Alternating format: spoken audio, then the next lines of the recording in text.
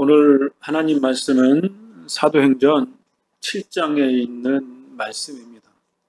7장의 내용은 스데반이 설교한 내용을 담고 있습니다.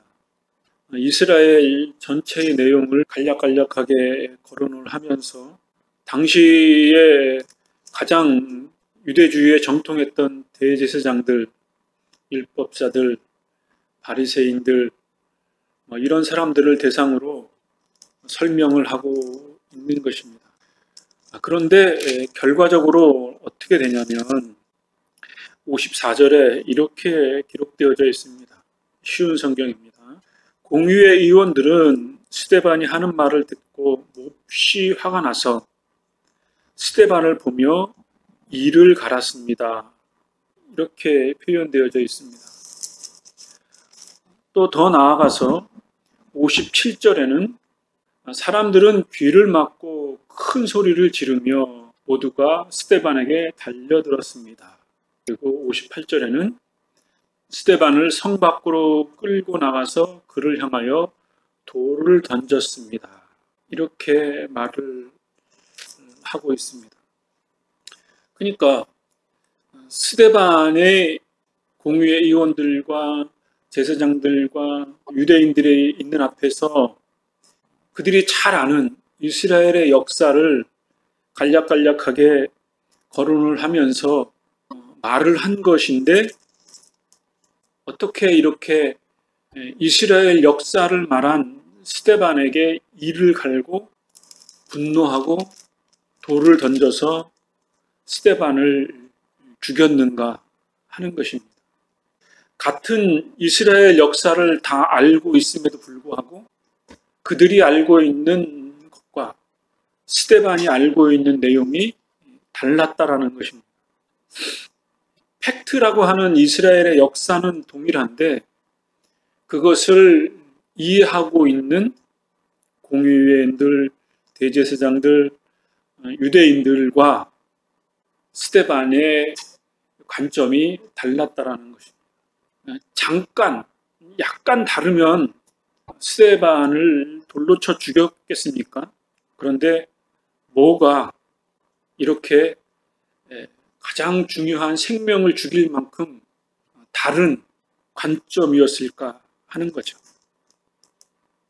결론적으로 말하면 사람들은 자기가 듣고 싶은 것만 듣는다고 하죠. 그리고 자기가 가지고 있는 그 관점에 따라서 해석하고 싶은 대로 해석하는 경향성이 있습니다. 저도 그렇고 이 땅에 있는 모든 사람들은 대부분 그런 경향성을 가지고 있습니다. 왜냐하면 자기중심적이기 때문에 내가 모든 것들을 보고 관찰하고 해석하기 때문에 내 중심적인 가치를 갖는 것은 당연하겠죠. 그럼에도 불구하고 내가 가지고 있는 그 가치, 내가 이해하고 있는 것이 100% 옳거나 더 나아가서 그것이 진리라고 확신할 수 있겠는가 하는 것입니다. 그렇다면 스데반, 이분은 갓 초대교회에 선출된 집사입니다. 7명의 집사, 교회의 행정을 돌보기 위해서 선출된 일개 집사님이었는데 이 집사님이 도대체 어떻게 종전에 알았던 그 이스라엘의 역사관, 그것과 전혀 다른 관점을 터득했을까? 그것은 사도들의 가르침을 통해서 재해석된 거죠. 사도들이 경험했던 예수 그리스도, 그분을 통해서 그분이 가르쳐 준 것을 통해서 이스라엘 역사를 다시 보고 그리고 예수님이 몸소 행했던 말씀과 그의 행동, 그의 삶, 궁극적으로는 그가 죽으심, 그리고 그가 다시 살아나심, 그리고 40일 동안 제자들과 함께 있었고 다시 승천하신 그 인류 역사상 전무후무한 예수님만이 가지고 있는 독특한 유일성, 그것이 사도들의 가치를 180도 바꾸게 했고, 그것을 통해서 체득되어진 그 사도들의 구구절절한 가르침이 스데반 집사님에게도 전달이 되었겠죠. 그러니까 학습을 통해서 축적된 것, 구약의 율법을 통해서 알았던 것, 이스라엘의 역사를 통해서 알았던 것, 그런 것들을 통해서 안다는 것은 사실은 2차적인 거죠. 1차적인 것은 뭐냐면 자기에게 현실의 그 모습 속에서 경험하고 깨닫고 그렇게 된 것이 인생에 큰 영향력을 미치게 되는 거죠. 적어도 사도들과 스데반, 이 집사님이 깨달았던 그 깨우침, 그것이 결국은 종전에 알았던 그 모든 관습과 습관적으로 알았던 모든 이스라엘 역사를 새로운 관점으로 깨닫게 되었다는 거죠. 그게 무엇이었을까? 그것을 한마디로 말하자면 언약의 관점이었다, 이렇게 이해할 수 있습니다. 언약이라고 하는 것은 하나님께서 인간들과 맺은 약속이죠. 그 약속을 통해서 하나님은 한 인간에게, 그 가족에게, 그 이스라엘 역사 민족 전체를 통해서 말씀하신 거죠. 그리고 그 약속의 말씀이 역사를 통해서 나타나고 그 역사를 통해서 실현되고, 그것을 통해서 이스라엘 사람들은 하나님의 약속이라고, 언약이라고 이해를 한 거죠.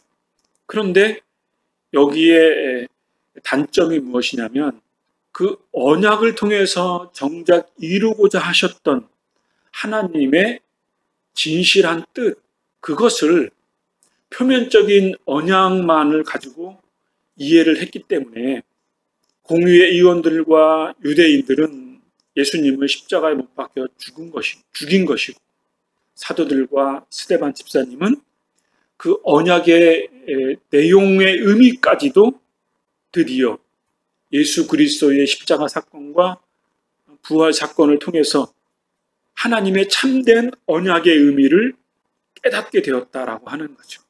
그래서 성경의 내용을 전체적으로 이해하는 가장 강력한 방법 중에 하나가 언약, 좀 더 말하면 구속사, 예수 그리스도를 통한 하나님의 구원 역사를 이해하는 방법이 성경을 이해하는 데 있어서 가장 중요한 핵심 사항이다, 이렇게 이해할 수 있는 거죠. 스데반 집사님의 내용을 간략하게 살펴보자면 첫 번째에 거론하는 사람이 아브라함인 거죠. 아브라함이 메소포타미아, 하란이라는 곳에서 떠나게 되죠. 내가 지시할 땅으로 가라, 가나안 땅으로 가라, 그렇게 약속을 받고 그 가나안 땅에 갔는데 거기서 정말 하나님의 약속의 말씀만을 가지고 도착을 해서 거기서 삶을 살다가, 그리고 또 다른 언약의 말씀을 받기를 내 자손이 이제는 400년 동안 학대를 당할 것이다, 그리고 그 땅에서 다시 나올 것이다, 그러한 약속의 말씀을 한다는 거죠. 그리고 약속의 그 말씀 가운데 하나가 서두에 말씀드렸던 언약, 할례를 받을 것이다, 그러한 약속의 말씀을 하고 이스라엘 백성들은 남자는 8일 만에 대부분 할례를 하게 되죠. 그리고 요셉을 통해서 애굽 땅에 들어가서 거기서 번성을 하다가, 그리고 모세를 통해서 애굽을 탈출하고, 그리고 모세를 통해서 새로운 이스라엘 민족을 형성하게 되어지는 그런 역사, 그리고 모세를 통해서 한 예언자를 세워주실 것이다 라고 하는 그 언약의 말씀, 그 말씀, 그리고 광야교회, 출애굽해서 광야에서 하나의 교회를 이룰 것이다. 이스라엘 민족을 이룰 것이다. 그럼에도 불구하고 거기서 너희들은 죄를, 불순종을 하나님 앞에 범하게 되고, 그래서 너희들은 하나님의 심판을, 징계를 받을 것이다. 그리고 또 다윗을 통해서 이룩해지는 언약의 말씀을 통해서, 본문에는 나와 있지 않지만 다윗이 본 예수 그리스도, 그 신비스러운 언약의 말씀을 통해서 정말 이스라엘의 한 예언자가, 언약자가 실현할 것이다. 다윗의 자손을 통해서 나올 것이다. 등등의 말씀을 통해서 결과적으로 스데반이 하고자 했던 내용은 무엇이냐면, 이스라엘의 역사를 통해서 당신들은 하나님의 참된 뜻을 이해하지 못했다. 귀를 막고 마음을 닫고 단순히 보여지는 것들을 통해서만 하나님의 참뜻을 이해하려고 했는데 그것이 아니다. 그렇기 때문에 참되신 예수 그리스도를 통해서 이룩하시고자 하셨던 하나님의 나라, 인간을 긍휼히 여기는 예수 그리스도의 마음, 그 다음에 인간의 죄를 씻어주시는 예수 그리스도의 긍휼, 하나님의 나라, 그것에 대해서 당신들이 모르지 않았냐. 그래서 예수 그리스도를 십자가에 못 박혀 죽이게 된 것이다. 그러나 하나님은 당신들이 행했던 그 또 다른 하나님에 대한 반역의 역사를 하나님은 공의로, 참된 영적인 선의로 바꾸셔서 우리에게 예수 그리스도를 통한 죄사함과 생명의 은혜를 주신 것이다. 그러니 당신들도 회개하고 예수님을 주님으로 고백을 하시오. 이러한 내용의 말을 스데반이 하게 된 것입니다. 그랬더니 유대인들은 화가 나고 이를 갈게 된 것이죠. 왜냐하면 자기 자신의 행위가 하나님을 섬기는 행위였고, 그리고 예수님이 말씀하셨던 이 성전은 무너질 것이다. 새로운 성전을 이룩할 것이다. 그것은 이스라엘에게 있어서 정말 생각할 수 없는, 보여지는 하나님의 임재의 장소가 허물어질 것이라고 하는 그 청천벽력과 같은 말을 이해할 수 없었죠. 그러나 AD 70년 사도행전 7장을 기점으로 한 20, 30년 후에 로마의 장군에 의해서 예루살렘 성전이 처절하게 파괴되어지는 거죠. 물론 그거는 2차적인 내용이지만 어쨌든 예수님이 하시고자 하셨다는 것은 무엇이냐면, 참다운 하나님의 성전, 참다운 하나님의 공동체, 교회가 예루살렘의 성전을 통해서 이루어지는 것이 아니라 예수님이 하나님의 모퉁이돌이 되셔서 그 예수 그리스도를 믿는 그 믿음의 기초를 통해서 하나님의 나라가, 하나님의 성전이 영적으로 이루어질 것이다 라고 하는 의미의 내용들을 7장에 담고 있다고 이해할 수 있습니다. 그런데 정말 놀라운 일이 생긴 것은 무엇이냐면, 스데반이 돌에 맞아 죽습니다. 그런데 이때에 하나님의 초자연적인 은혜의 역사가 나타나게 된 것인데, 56절에 이렇게 기록되어져 있습니다. 스데반이 외쳤습니다. 보십시오. 하늘이 열리고 하나님의 오른편에 인자가 서 계신 것이 보입니다. 이렇게 말하면서 59절에는 주 예수님, 내 영혼을 받아주십시오 라고 기도했다는 거죠. 그리고 60절에는 주님, 이 죄를 이 사람들에게 돌리지 마십시오. 마치 예수님이 십자가상에서 하셨던 그 말을 동일하게 스데반 집사님이 고백을 하고 있는 것입니다. 예수님은 죽은 자를 살리시고 십자가의 고난을 당하시고 부활하신 분이셨는데, 물론 그 예수님과 스데반을 같이 동급으로 이해할 수는 없겠지만, 그 예수님의 참되신 믿음과 온전한 신뢰를 얻는 신자의 삶, 그 모형이 스데반을 통해서 드러난다는 거죠.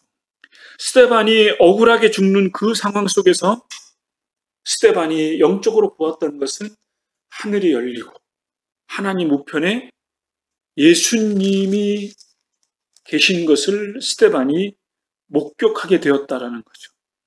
그리고 그 죽음을 온전히 감당하고 자기의 영혼을 성삼위 하나님께 의탁하고, 그리고 그 억울한 누명과 같은 그 돌에 맞음을 당하는 그 순간 속에서도 그 원수와 같은 그들을 용서해달라고, 그렇게 정말 예수님의 마음과 동일한 그러한 본받음을 사도가 아닌 일개 스데반의 집사님의 삶을 통해서 드러난 거죠.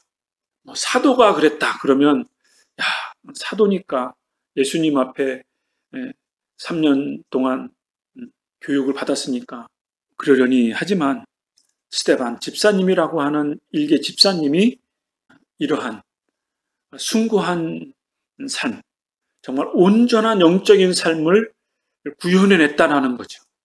이것을 통해서 우리가 깨닫는 것은 무엇이냐면, 물론 예수를 믿는 모든 사람들이 스데반 집사님처럼 이렇게 영적으로 순결하고 그리스도의 복음에 확신에 차고 그 억울한 그 돌맞음 속에서도 예수 그리스도의 마음을 온전히 실현해낸 그러한 삶이 모든 그리스도인들에게 임해야 하겠으나 그러지 못할 수도 있겠죠. 그러나 오늘 사도행전 7장에 나와 있는 스데반의 이 영적인 모습을 통해서 깨닫는 것은 무엇이냐면, 우리는 여전히 세속에 빠져 있어서 현실적으로 보여지는 것들에 너무 세속화되어 있어서 스데반 집사님처럼 그렇게 진리의 깨우침을 받고 그 진리의 말씀대로 철저하게 온전하게 살려고 하는 그러한 영적인 자세와 마음가짐이 좀 흐트러져 있었는데, 오늘 말씀을 통해서 우리가 다시 한번 옷을 새롭게 가다듬고 우리의 마음도 가다듬고 우리가 영적으로 재무장을 하고, 우리가 이렇게 세속적으로 살아서는 되겠는가? 스데반 집사님처럼 진리에 사무쳐서 진리의 뜻대로 예수님처럼 예수님의 교훈의 본을 받아서 스데반 집사님처럼 살았던 삶을 우리도 살아야겠다라고 하는 그러한 신앙의 결단이 오늘 사도행전 7장을 통해서 깨닫게 되어지고, 한 주간 동안이라도 한국 사람이 말하는 작심 3일 수요일까지만이라도 스데반 집사님의 교훈을 마음에 우리의 영혼 깊숙이 되새겨서 진리에 사무치고 그 뜻대로 순종하면서 살았던 그 위대한 신앙의 선배들처럼 우리도 그렇게 살아가자라고 하는 그러한 신앙의 결단의 시간들이 되어지기를, 한 주간 되어지기를, 우리의 생애를 통해서 그렇게 각인되어지기를 소망하기를 간절히 바랍니다. 기도하겠습니다.